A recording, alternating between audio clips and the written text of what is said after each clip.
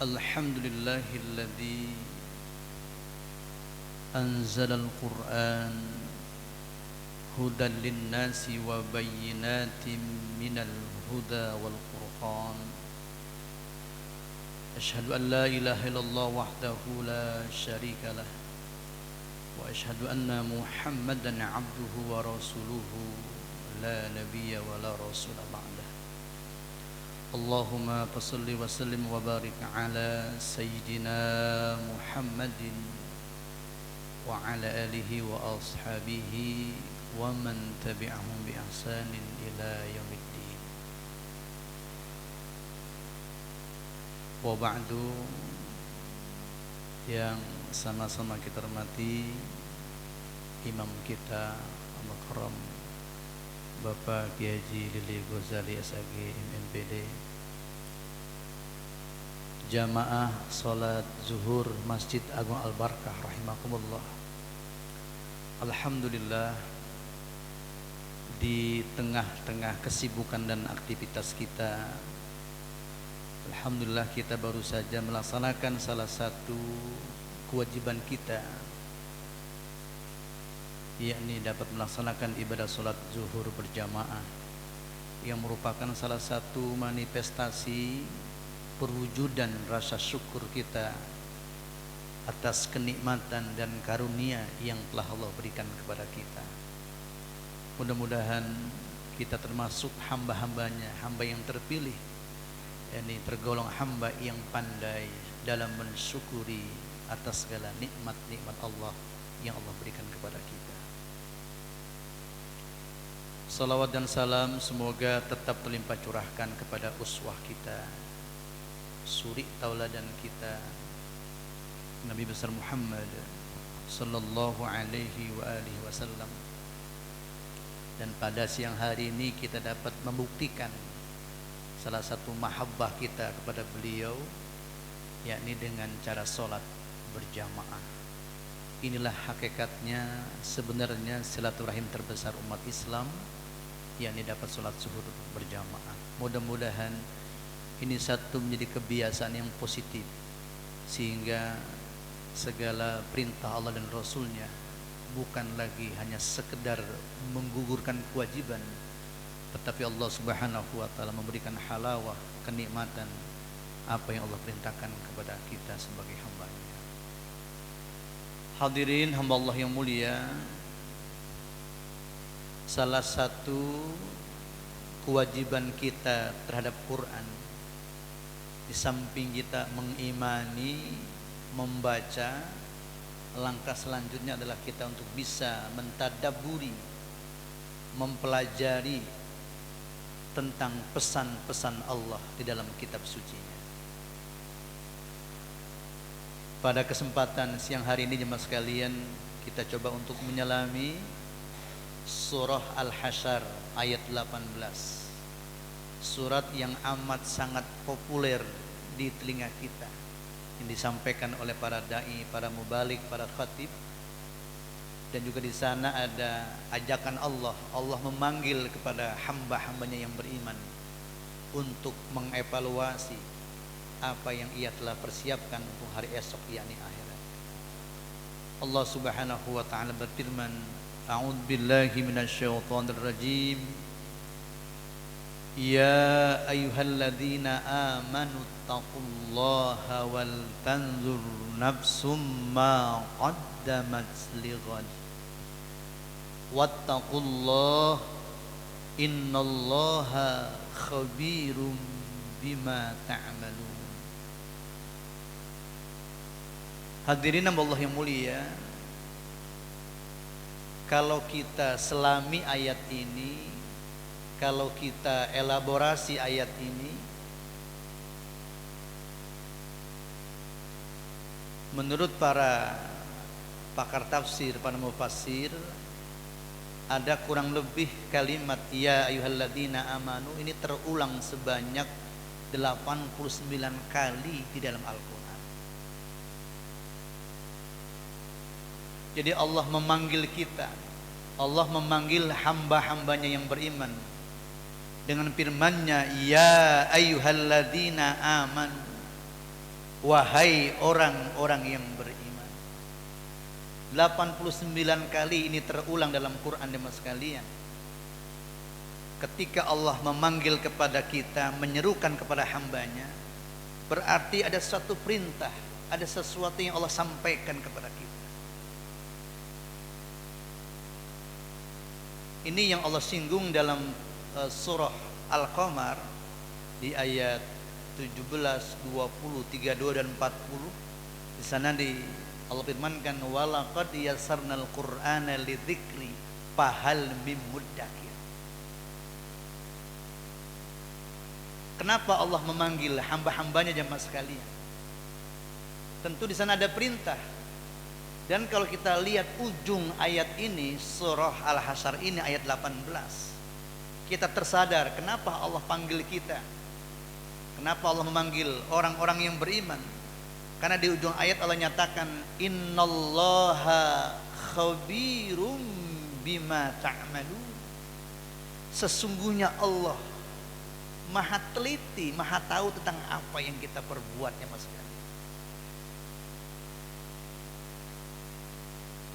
Ini yang dikatakan Allah nggak pernah zalim kepada kita. Kitalah yang sering zalim kepada diri kita dan Allah Subhanahu wa taala. Karena Allah jauh telah memanggil kita, bahkan diulang-ulang panggilan ini jemaah sekalian. Wahai orang-orang yang beriman, bertakwalah kalian kepada Allah. Makanya kalau kita setiap Jumat ini khatib sebelum menyampaikan materi khutbahnya, khatib mengatakan usikum wa nafsi bitaqwallah, atau usi nafsi wa iyyakum bitaqwallah, berwasiat tentang ketakwaan mas. Kenapa demikian? Karena takwa ini merupakan wasiatun min wasayallah, dari sekian wasiat-wasiat Allah kepada kita. Dan Quran ini secara jelas dinyatakan dzalikal kitabul la raiba fihi hudan lil muttaqin. Demikian Alkitab, maksudnya Al-Quran tidak ada keraguan padanya, petunjuk bagi orang-orang yang bertakwa. Yang menarik adalah wal tanzur nafsum ma qaddamat lighad wattaqullah. Jadi kalimat wal tanzur nafsum ma qaddamat lighad diapit dengan kata-kata ittaqullah, dengan ketakwaan ya mas sekalian. Seakan-akan ada ibrah pelajaran bagi kita, buat kita semua untuk mencapai derajat tersebut, ketakwaan. Ini ada proses. Makanya ada ayat yang berbunyi ya ayyuhalladzina amanu ittaqullaha haqqa tuqatih. Ada ayat lagi yang berbunyi fattaqullaha mastata'tum.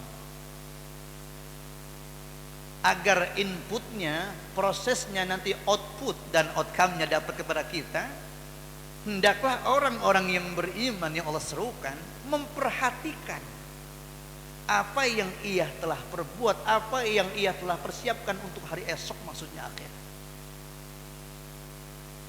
Allah jauh-jauh hari bersama kita ya mas sekalian, agar kita memperhatikan. Kalimatnya wal tanzur nafsum ma qaddamat lighad wattaqullah. Ini menurut para ahli Quran mengatakan penting bagi orang-orang yang beriman itu untuk melakukan introspeksi, untuk melakukan yang namanya evaluasi diri. Maka ayat ini disampaikan ini para dai pada setiap pergantian tahun ya.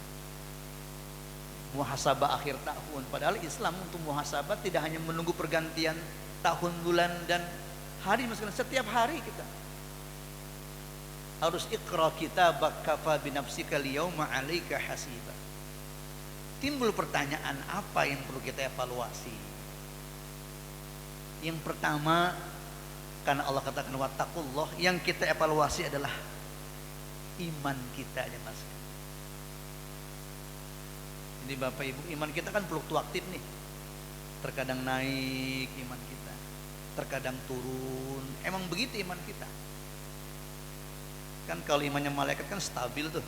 Kalau Nabi terus naik terus. Kalau kita yazidu bitta'ah wa yanqusu bil ma'siyah. Entar naik, entar turun, entar turun, entar naik. Seperti itu mas sekalian. Oleh karena itu iman ini tidak bisa diwarisi. Salah satu keistiqomahan kita untuk sholat berjamaah, untuk ke masjid, untuk taklim dan sebagainya. Kalau tidak berat, kalau ingin tidak berat ini untuk biasa, itu dibiasakan. Ini makanya para sahabat-sahabat Rasulullah itu enteng dia tahajud, enteng dia ke masjid, gampang dia bersedekah, gampang berbuat kebaikan. Kenapa? Itu menjadi kebiasaan mereka, jadi habit mereka. Jadi seakan-akan dia bisa mentauladani, mencontoh daripada kebiasaan Rasulullah Sallallahu Alaihi Wasallam. Apalagi ini bulan Maulid. Jadi makannya Nabi, tidurnya Nabi, berbicaranya Nabi, memimpinnya Nabi, istinjanya Nabi, wudunya Nabi, bahkan ibadah kan luar biasa. Jadi seakan-akan begini mas sekalian, kalau iman kita terus pengen stabil, ikuti kebiasaan Rasulullah dan sahabatnya. Jadi evaluasi iman kita. Makanya iman itu kan dikatakan al-imanu ya. Wa iqrarun bil lisan, tasdiqun bil qalbi, wa iqrarun bil lisan wa amalun bil arkan. Ini harus sinergi antara hati, lisan dan perbuatan, harus sinergi, harus dibuktikan. Makanya kata-kata iman sering digantikan dengan kata-kata wa amilus sholihat. Iman dibuktikan dengan amal soleh. Karena ada yang mengatakan dalam surah Al-Baqarah ayat 8, wa minan nasi may yaqulu amanna billahi wa bil yaumil akhir wa ma hum bimumin. Sebagian manusia ada yang mengatakan kami beriman kepada Allah dan hari akhir, padahal wa ma hum bimuminin, padahal mereka tidak beriman dengan sekali. Maka ayat ini ditunjukkan untuk orang-orang yang munafik. Jadi yang pertama, evaluasi iman kita. Dengan kata lain, Pak, perhatikan rohani kita. Apalagi dewasa ini, di zaman disrupsi seperti ini luar biasa. Kalau iman kita nggak dijaga, Pak, belum kita nih mas sekalian, nggak tahu batasan-batasan. Ini mengapa Allah memanggil kita dengan panggilan ya ayyuhalladzina amanu, ya, wal tanzur nafsu ma qaddamat lighad. Satu, iman kita yang dievaluasi. Yang kedua adalah apa yang perlu kita evaluasi? Ibadah kita.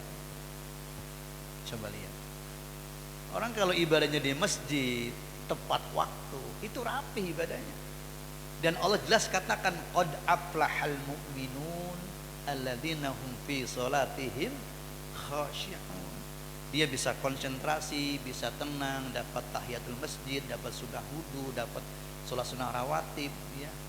Qobliyahnya dapat, ba'diyahnya dapat, zikirnya dapat. Di mana tuh? Fil masjid. Maka pada siang hari ini Bapak Ibu, Anda atau kita sekarang sedang berada di tempat yang terbaik di muka bumi. Ini yang perlu kita syukuri. Sementara banyak saudara kita yang masih di luar sana, yang sibuk dengan urusan dunianya. Tapi Allah pilih kita berada di tempat yang terbaik di rumah. Dalam rangka apa tuh kita? Beribadah kepada. Ini merupakan tanda syukur kita, terima kasih. Maka evaluasi ibadah kita. Dari sekian ibadah yang kita lakukan, mana ibadah yang belum kita lakoni? Tadi pagi udah sholat duha atau belum? Nanti malam niat sholat witir, sholat tahajud. Kalau Rasulullah Pak, sholat duhanya, witirnya, tahajudnya wajib bagi beliau. Coba bayangin. Itu Nabi, bagaimana beliau jadi contoh buat kita sekarang. Jadi perhatikan Pak ibadah kita, evaluasi ibadah kita. Itu yang kedua. Yang ketiga, apa yang perlu kita evaluasi adalah ilmu. Penting nih. Wala taqfu ma laisa laka bihi ilm inna sam'a wal basar wal fuada kullu ulaika kana anhu mas'ula. Kita jangan mengikuti sesuatu kalau belum tahu ilmunya. Sebab salah satu syarat diterimanya ibadah kita harus ada ilmunya, ini yang penting. Wa kullu man bighairi ilmin ya'malu a'maluhu mardudatun la tuqbal. Anda sholat sunnah, Anda masuk masjid, kan ada doanya. Semua rangkaian itu ada doanya, ada keilmuannya mas sekalian. Berangkat dari sini penting kita untuk mencari ilmu. Maka fungsi ilmu itu adalah al-ilmu yahrusuka. Ilmu itu akan menjaga kita. Maka dikatakan al-ilmu nurun, ilmu itu cahaya. Semakin terang cahaya itu saudara, Anda semakin cepat sampai kepadanya. Ilmu itu tanda, ilmu itu ayat mas sekalian. Nah, kalau dari Al-Fatihah sampai Anas itu kan semuanya ayat, tanda-tanda gitu. Kalau kita menuju sesuatu, kita pakai maps, di situ banyak tanda-tandanya, maka indikatornya kita akan semakin cepat sampai kepada tujuan. Harusnya ketika kita terus mempelajari ayat-ayat Allah, memahaminya, mentadaburinya, mengamalkannya, harusnya posisi kita semakin dekat dengan Allah Subhanahu wa taala. Ini ilmunya mas sekalian, penting buat kita. Maka Allah nyatakan yarfa'illahu alladhina amanu minkum walladzina utul ilma darajat. Allah yang mengangkat. Jadi kalau yarfa'i bentuknya fi'il mudhari, Allahnya fa'il, Allah yang mengangkat derajat orang-orang yang beriman dan orang-orang yang berilmu di antara kita. Oleh karena itu konsep Islam itu kita adalah long life education. Jadi enggak berhenti sampai program doktoral, tetapi utlubul ilma minal mahdi ilal lahdi, sampai liang lahat. Nah, sekarang pertanyaannya adalah ibadah-ibadah yang kita lakukan sudahkah berdasarkan keilmuan, pengetahuan yang kita ketahui? Jadi niatnya satu karena Allah, yang kedua adalah al-muttaba'atu li sunnati Rasulillah sallallahu alaihi wasallam. Jadi evaluasi Pak ilmu kita biar berkualitas ibadah kita. Yang keempat apa itu? Yang perlu kita evaluasi adalah akhlak kita. Nah ini akhlak. Allah nyatakan wa innaka la'ala khuluqin 'azim. Nabi punya budi pekerti yang agung nih mas sekalian, luar biasa. Nabi dapat mereformasi bangsa Arab bukan hanya dengan peperangan, bukannya dengan fisik yang luar biasa, tapi akhlak beliau nih mas sekalian. Dewasa ini Pak luar biasa sekarang. Kita mengalami dekadensi moral yang luar biasa. Akhlak kita udah mulai terkikis sama sekali dengan kemajuan zaman.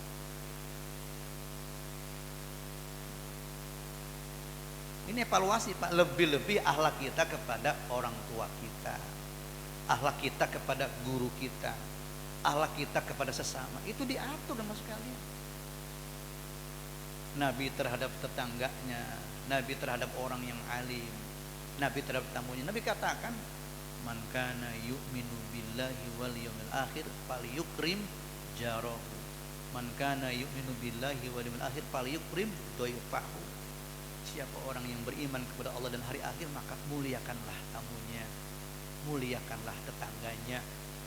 Nabi katakan lagi, man akrama aliman faqad akramani.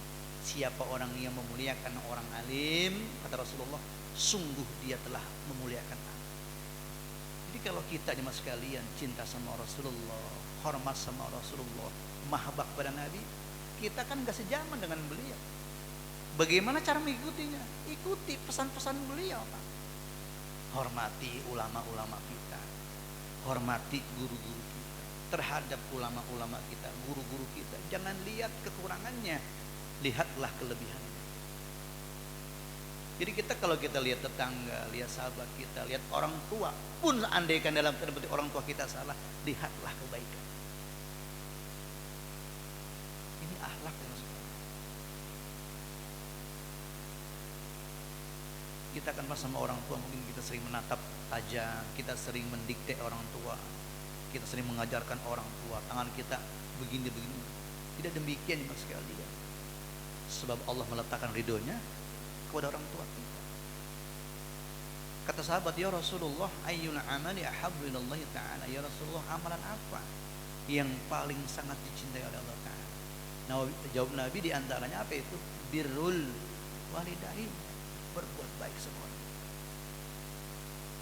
Orang tua Pak girang kalau punya anak yang luar biasa. Orang tua girang kalau bisa membuat orang tuanya tersenyum gembira dengan anak kita. Ini yang perlu kita evaluasi. Apalagi di zaman sekarang apa, masya Allah luar biasa. Udah Allah bilang lagi tuh, ya ayyuhalladzina amanu, wahai orang-orang yang beriman, kalau kalian beriman, la yaskhar, jangan saling menghina. Wahai orang-orang yang beriman, ijtanibu katsirun minadh-dhon, jauhkan buruk sangka. Kita jangan wala tajassus, jangan tajassus mencari-cari kesalahan orang lain. Wala yaktab ba'du, kita enggak boleh ghibah. Bahkan Nabi mengajarkan wa man satara musliman satarallahu lahu yaumil qiyamah. Barang siapa yang menutup aib saudaranya, Allah akan tutup aibnya di akhirat. Pakai masker luar biasa. Sekali lagi, kita ngelihat siapapun itu, ya sahabat kita, kolega kita, orang tua kita, saudara kita, lihatlah kelebihannya, jangan kekurangannya. Jadilah kita seorang pemaaf sekalian. Kalau orang dendam sama kita, kalau orang sinis sama kita, berikan dengan kata-kata yang santun. Ini adalah daripada ajaran Nabi kita Muhammad SAW. Maka evaluasi akhlak kita. Yang terakhir apa itu? Yang kita evaluasi adalah dosa-dosa kita. Tersadar kita al-insan mahal khata wa nisyan. Ini kalau kita masya Allah jujur Pak, dosa kita luar biasa. Tapi Nabi sampaikan laula alimtumul khotoya hatta yablugha sama summa nadimtum fataballahu alaikum. Jikalau kamu mengira dosa kita penuh itu Pak, dosa kita banyak dah kan. Apalagi dengan gadget Pak, luar biasa ya Allah, tantangannya luar biasa. Seakan-akan dosa kita nggak perlu buru, tergantung iman kita. Tersadar kita pantas kalau nanti anggota tubuh kita menjadi bukti yang valid di hadapan. Apakah nggak cukup Allah nyatakan al-yawma nakhtimu ala afwahihim wa tukallimuna aydihim wa tashhadu arjuluhum bima kanu yaksibun. Nanti anggota tubuh kita akan menjadi bukti yang valid di hadapan Allah Subhanahu wa taala. Tapi jangan khawatir jemaah sekalian. Sebesar apapun dosa, sekelam apapun masa lalu kita, dan kalau itu kita mengakuinya, tsumma nadimtum, kalau kita bertaubat, fataballahu alaikum, Allah akan menerima taubat kita. Ucapkan rabbighfirli warhamni wa tub alaih.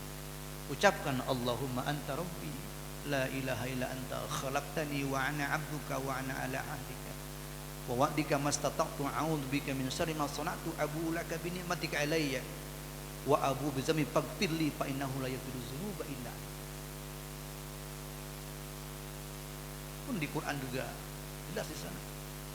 Walladzina idza fa'alu fahishatan aw dhalamu anfusakum dzakarullaha fastaghfiru li dzunubihim wa may yaghfiru dzunuba illallah wa lam yusirru ala ma fa'alu wa hum ya'lamun.